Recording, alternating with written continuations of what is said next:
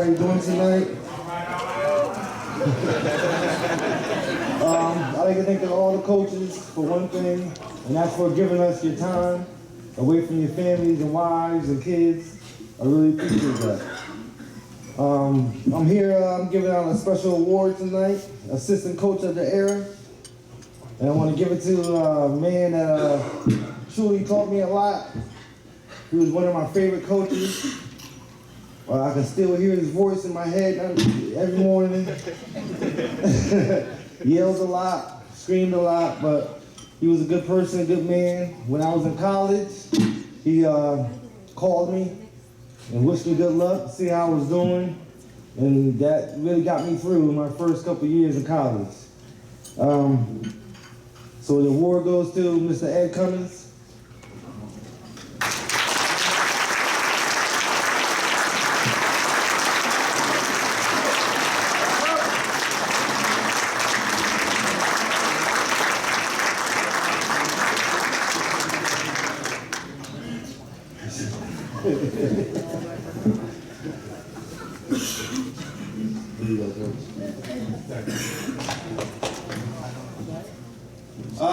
As I said earlier this morning, I was real fortunate to spend 4 years here in Dover. It was a short period of time, but I was around a lot of great people.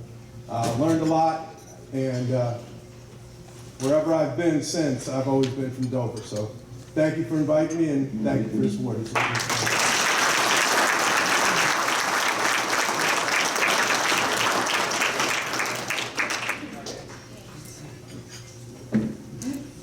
Love you, Coach.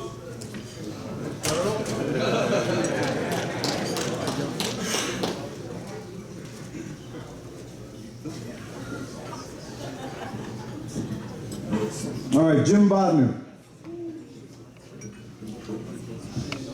Jim Bodnar was my position coach my senior year. He's one of the few people that I've never heard someone say a bad word about, and that's very rare. Being on this earth for almost 50 years, I've never heard someone say anything bad about Coach Bodnar, so he deserves something for that. Coach Bodnar was like the calm before the storm, in the storm. He was just a place of shelter. He was a balance, just something that he offered us a different perspective on coaching. He also gave us water, and those who played the position know. He was ahead of his time when it came to hydrating of athletes. We would rotate who's going to say what. Coach, my throat is parched. All right, go get a drink. Coach, you know what? It's kind of hot out here. Go get a drink. So he was very good for that. So I'm very thankful for that. Coach Bodnar was a very free type guy. It was just a free type environment. So I have something that I have the different things to represent the different coaches. For Coach Bodnar, I'm going to put forth a pair of boxer shorts. Some people call these draws, but boxer shorts for men, they're loose. You got your stuff is loose. You're not, you're free. You walk around, there's air. Everything about boxer shorts is just so free. You guys understand? Like Titanic when the guy's on the boat, all that. If that's how Mr. Bodnar's like this. He's like a free thing. I have a small Jedi video I would like to show.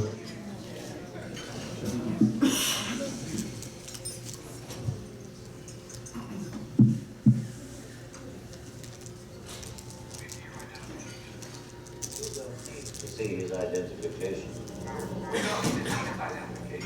These aren't the droids you're looking for. These aren't the droids we're looking for. He can go about his business. You can go about your business. Move along. Move along. For those who don't know, those are called Jedi mind tricks, all right? I've come to the realization, I've thought about this long and hard.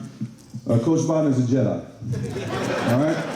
He had the ability to perform mind tricks on you and make you do or say whatever you needed to do, whatever he wanted. Example, player. I'm gonna knock that guy's teeth out. Coach Bodnar. You're not gonna knock that guy's teeth out. Play it. You know what? I'm not gonna knock that guy's teeth out. I'm so glad that these days, as an older person, that those things don't work on me anymore. And I'm very happy that we're at that point at this point. Night Train, you're out of the game right now. You had a little bit too much wine right now. Hey guys, I had a little bit too much wine and I'm gonna move this over and I'm out. I'm gonna turn this over to Mr. Mike Gilbert.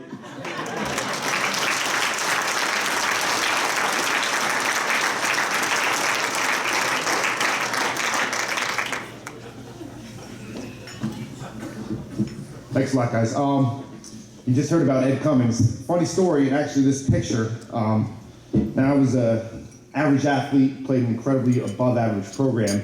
I was fortunate. We had a game one night. The next morning, my mom calls, screams at me. I'm still in bed. She goes, "Mike, you gotta come see this. You're on the paper." So this picture shows up in the paper, and I come out and I look at the paper, and I'm upset. And my mom's like, "What's wrong?" I said, "I don't want to go to practice." Ball's in the wrong hand. And not only was the ball in the wrong hand, but freshman year, Coach Tardivi had Jan come back and help out. And Jan told me something which I told all my, I've coached for many years. I said, he told me, take the V for victory, put it on the point. I didn't have a V on the point, okay? And I thought about that, and I was nervous. And I showed up, Coach Tardivi didn't say anything. I was like, man, I got away with it. It's awesome. And we're in practice, and Coach Cummings is getting mad and yelling at us and making us do all this stuff, which we just didn't want to have to be doing that day. And he calls me out in front of everyone. He's like, "Yeah, Mike Gilbert, you got it in paper, right? Yeah. Too bad your V wasn't on the point." And it was just, but the thing is like, that was what we were. You know, that was Dover football, man. It wasn't about the glory. And I mean, it was nice. It was fun. I still have this picture, believe me. But like the fundamentals of doing what was right and being successful was part of the program. That was the base of the program. I'm going to say a few words about Mr. Bodnar, and I wrote it down, so because otherwise I wouldn't really get it that way. Some people say that the secret to great leadership is to surround yourself with great people. I think Coach Tardivi did just that. Tonight is an example of that philosophy, as we're honoring not just one man, but a staff of coaches, and that I'm sure that Coach Tardivi would likely attribute a lot of his success to having them on his staff. Rodney called me about a week ago, asked me if I would speak on behalf of, in honoring Mr. Bodnar, Coach Bodnar, and he said, "Mike, you got to fill 4 minutes," and I automatically thought I could fill a half hour. You know, there's so many great things to say. I went into education myself. I went into coaching myself. After 15 years, there's one thing I really realized. It's about motivating. And one important other thing is, and it's a quote, and it really means a lot. When I finally heard it, I was like, this is it. And the quote's simple. It's like, they really don't care what you know until they know you care. And that's something that always stuck with me. I heard it a few years ago, and it's true. I think Mr. Bodnar embodies this.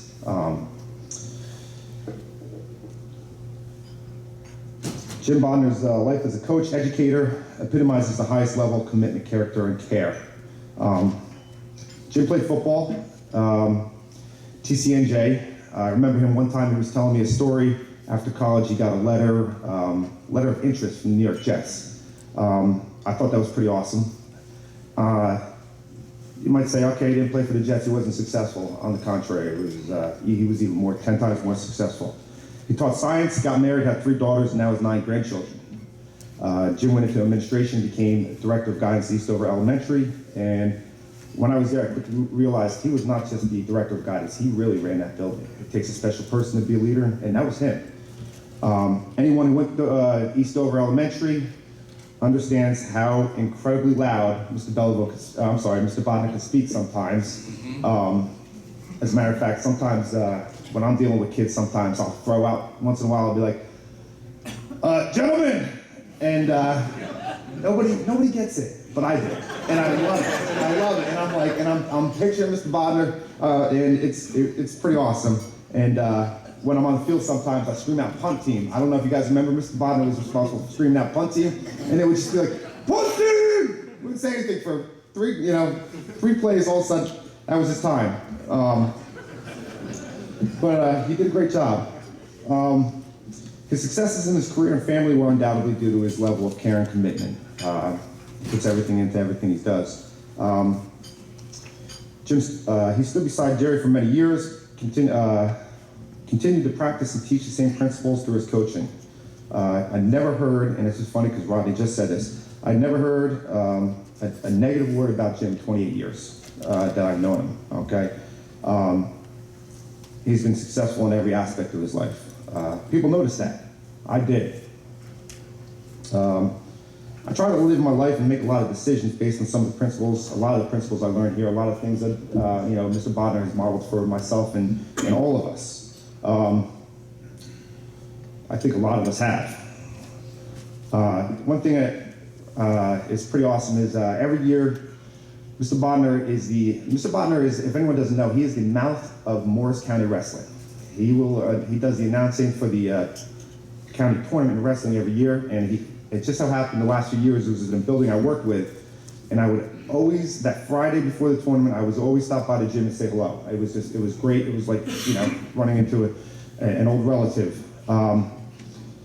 Jim's also a big outdoorsman. He's an avid fisherman, and put that together with his career in football, and you get kind of like what some people might refer to as a man's man. The man's life it's like a beer commercial, and then what happens? He has 3 daughters. Okay. Now, undoubtedly, Coach has been probably the most supporting, caring father, along with a fantastic husband, and I'm sure has raised a great family, and I'm sure he would never trade in any of that. Coach, I'm going to tell you this, all right? If you ever, and you may have had that inkling of what it might have been like to go into the backyard and toss the ball back and forth, with little Jim Jr. Well, guess what? You did. Take a look around the room, okay? You might not have had any sons in the house, but you had a lot of them on the field. Never showed any sign of wavering, all right? The guy did it right. Jim, you did it right, okay? You gave it to us straight, you were by the book, successful, and you were caring. I want to thank you on behalf of the players, all right? Thanks for your knowledge, your time and dedication, your motivation, and believing in us. And most importantly, caring. Your impact on us will echo in our lives as husbands, fathers, and men. And we gotta go fishing sometime. Thank you very much.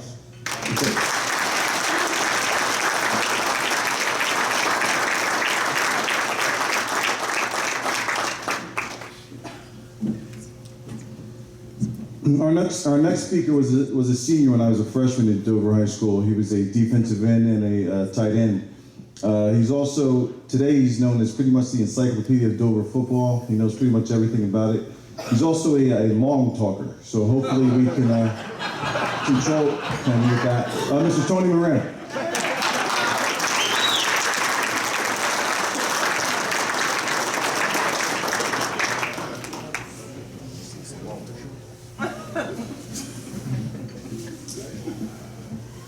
This is outstanding for me to see everybody here. This is just mind-blowing, especially our talk all the players had before. It makes it easier to be up here. This is actually pretty easy for me, but Coach Bodnar, Mike touched on a lot of things, so I'm going to ad-lib a little bit here. I wrote some notes. But one thing about Coach Bodnar, I've now been coaching for 30 years, and a lot of his demeanor is in me, even though he might not know this. And that's some of the cool things that come out from coaching.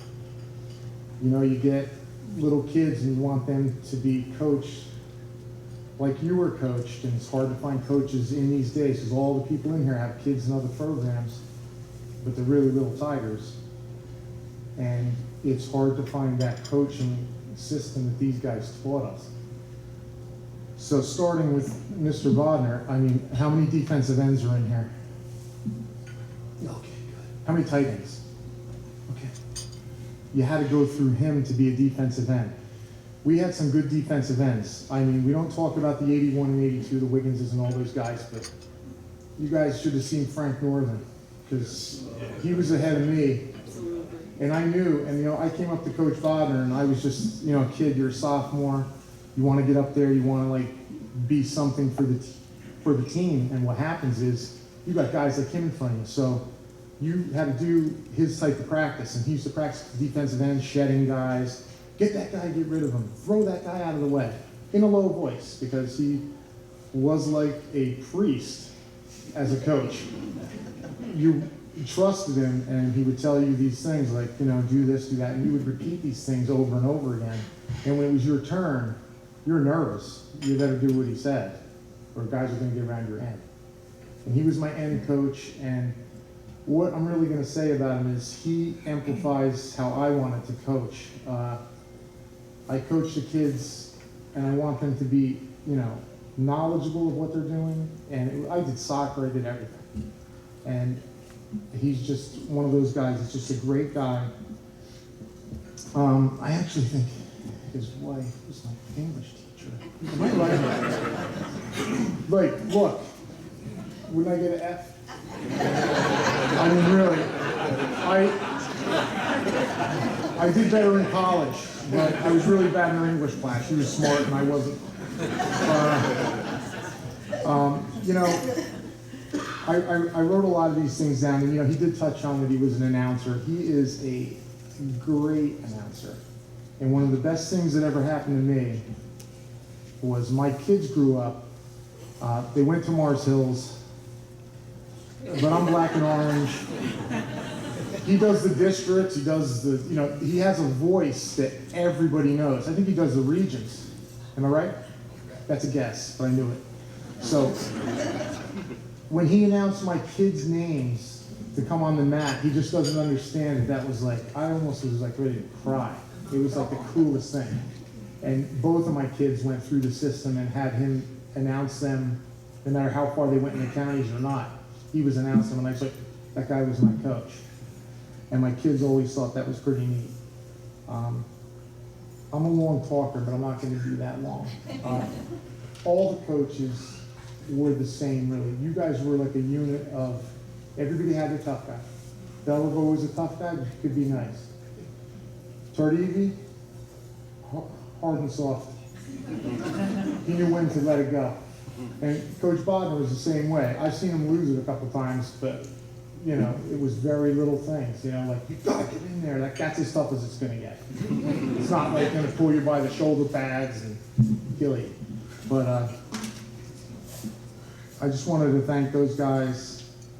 And you know, I gotta tell you, I do bring Dover with me everywhere I go. It's a good thing. I bring it with me. And when I went to college and I played baseball, you're out there all alone. These guys weren't here, but they're kind of there because I've already been through this diversified unification of everything, and other people haven't been. And when you're playing in college, that can't bother you. You got to try to do what you're going to do, or you're not going to go nowhere. And I got to tell you, I was really prepared, like when I went to college, to do that stuff because of the way these guys, and they amplified the way I would want my kids to be coached. And you should all be like that too, and I think you are. I gotta tell you, there's a lot of guys that coach out here. I'm not like the only guy that coach. There's lots of guys I've seen here that coach. And these guys that coach in here, I got coaches from other towns that tell me that guy's like the best coach in my whole system. But he happens to be, you know, in Randolph. He lives in Randolph, so he's just a good coach that came out of Dover program. And the guy told me this like 2 days ago, and I'm just gonna say it. This guy, from the Randolph Rams, he said, Jeff Rivera is probably one of the best coaches I have in my whole system. And there's like 25 coaches in there. And he came out of here. And other guys too. And I think that's a tribute to you guys. Because everybody, you know, we all bleed black and orange. That's all I have to say. I had to add it. I have trivia questions, but I'm not going to do them. I gotta let somebody else go.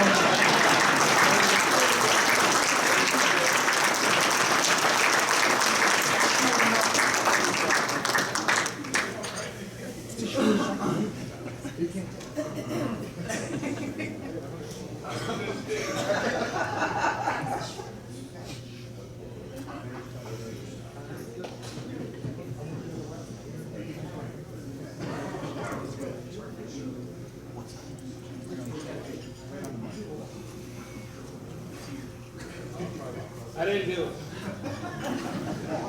I'll announce myself. Ron's probably in the back. Oh, I know Ronnie was still there.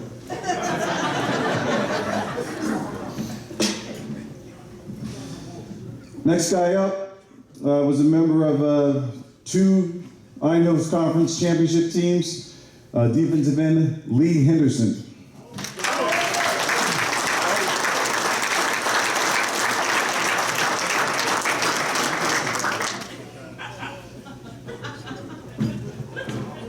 All right, thank you, Rodney. Sorry about that.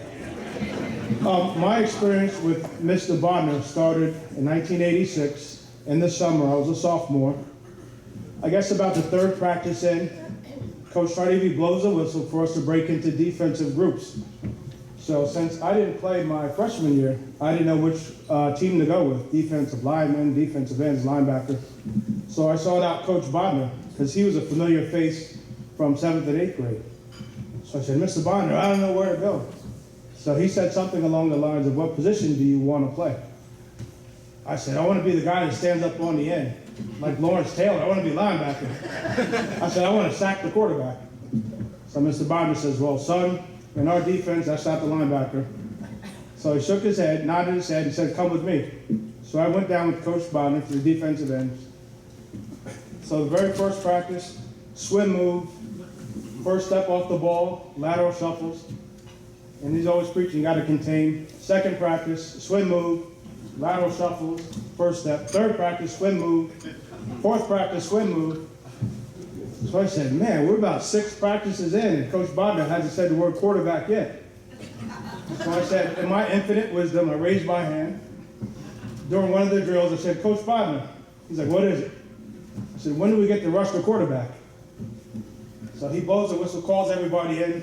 He says, gentlemen. He always called us gentlemen. Gentlemen, bring it in. I said, oh, shit. I thought we were going to go right to the boards. So he says, gentlemen. He's saying gentlemen, but he's looking at me. And he says, your number one responsibility is to contain. You got it? Yeah, you got it.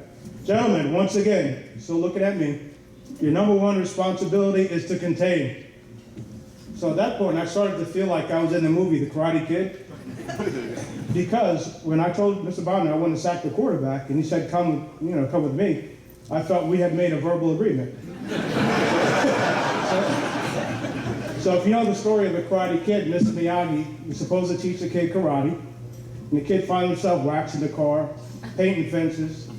So the kid becomes disillusioned because he thinks he's not learning karate. So that was me. I was a kid. Mr. Bodnar was Mr. Miyagi. So every time we did the swim move, I'm like, all right, wax it on again. Swim move, wax it on. So lo and behold, we get into the season, and I'm on the sidelines. I'm only a sophomore. And I'm watching Dave Fields and Jason Mezidis. They're just tearing it up out there. They're making plays. They're meeting their responsibility, containing, and they're getting to the quarterback. So the lesson that I learned from it through Coach Bodnar, that it wasn't about me. It was about my responsibility to the rest of the team. And so he gave us the tools to meet your responsibilities for the rest of the team. And then it would be up to me, my desire, to get to the quarterback if that was my goal. So I'm really grateful for the lesson, and it was well learned. And we had a lot of good defensive ends that came through Dover. And I'm very proud to have played with them and been among them. And I see Billy Workers here, Eric Kemper, and I'm just really proud to be a part of the program. So at our senior year, during our banquet, it was Coach Bodnar that presented me with the Coaches Award. So to be here all these years later and to be able to present a small token of our appreciation to Mr. Bodnar is really special. So Mr. Bodnar, if you would come up.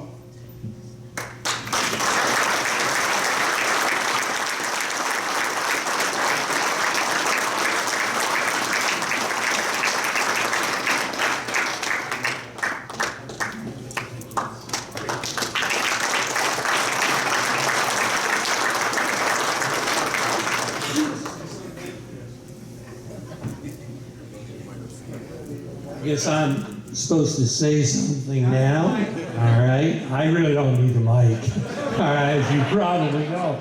You were in the Eastover lunchroom. There was no mic ever needed. or on the field. I mean, I could communicate from the sideline without any problem. We've all been blessed here, beyond our wildest dreams. I've been blessed working with probably the greatest coaches that have ever been in a game. And our leader, Coach Tardivi, he's one of a kind. Jan Belleville, and I could go on. And I will go on in a few minutes, all right?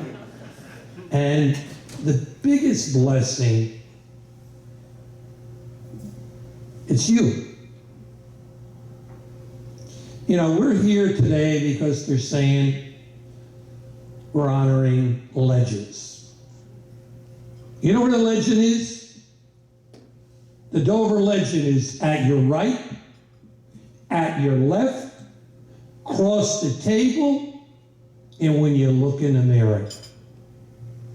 You are the Dover legends.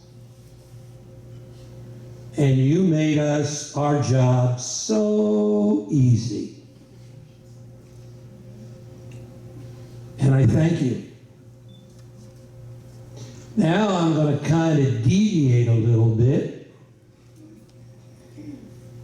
And I'm going to answer a question.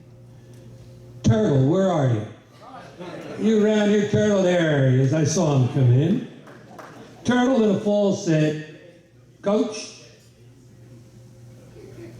you guys are going to the office now. You know, you had your little pregame thing out there. They're going to the office.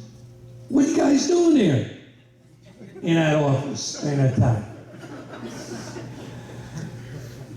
And what do coaches talk about? Do you talk about the game or strategy? No. Tardivi, Belleville, all the coaches, that strategy was planned Sunday before. We had that strategy for a week. We weren't talking about football then. We were talking about the wind speed and its direction.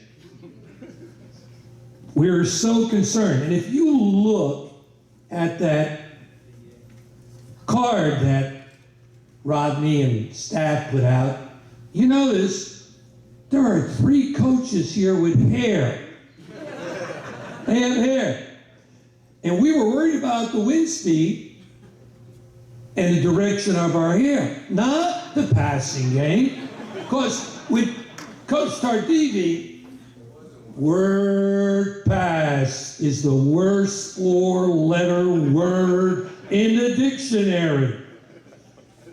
Maybe surpassed by option. He had 3 4-letter words on his mind all the time. Trap, base, and down. And for those of you who don't realize, those were 3 of Dover's basic plays. And as Coach Miller said, player Miller, now and then he used the word waggle, run. Now waggle is also designed as a play, but for Jerry, his concept was if you had a quarterback that could get 5 yards, he better take the 5 yards or he's not going to be quarterback anymore, you know, if he decides to throw the ball. So we were concerned not about the pass or any of that, our hair. How are we going to look on the video? So each one of the coaches go into their locker. We break out